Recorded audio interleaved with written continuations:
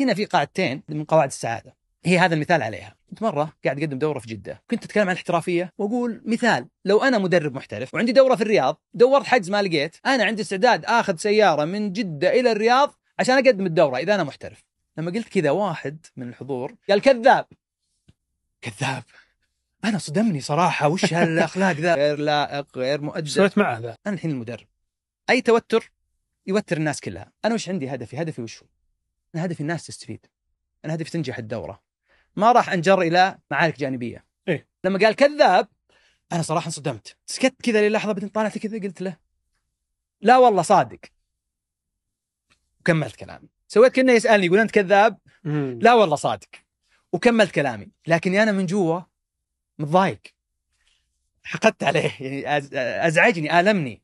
هذا القصة لها تكملة، إنه في البريك جلست على كنب كذا جنب، شوي جاني هذا الشخص نفسه اللي قال كذاب مقبل عليه كذا. وش تتوقع إنه جاي يسوي؟ يأكد إنك كذاب يمكن، ولا بيناقشك في موضوع. يعني أنا توقعت العكس، توقعت بيعتذر. أنا توقعت إنه بيعتذر، لأني قال كذاب أنا ما أتوقع إنه يعتذر.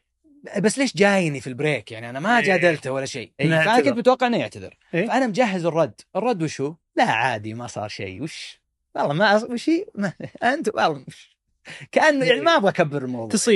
تصير شبابية الدعوة، ما في مشكلة. لكن جاني سلم أهلا وسهلا حياك الله تفضل. اللي هو أنا زملائي قالوا لي إني قلت كذاب، أنا ما قلت كذاب. قلت لا عادي ما فيها شيء، خذ راحتك، تقول إحنا شباب ما في مشكلة. قال لا أنا ما قلت كذاب. أنا عاد في خاطري أقول كذاب، قايل كذاب سامعينك، بس شكله وتعبيراته جاد. أجل وش قلت؟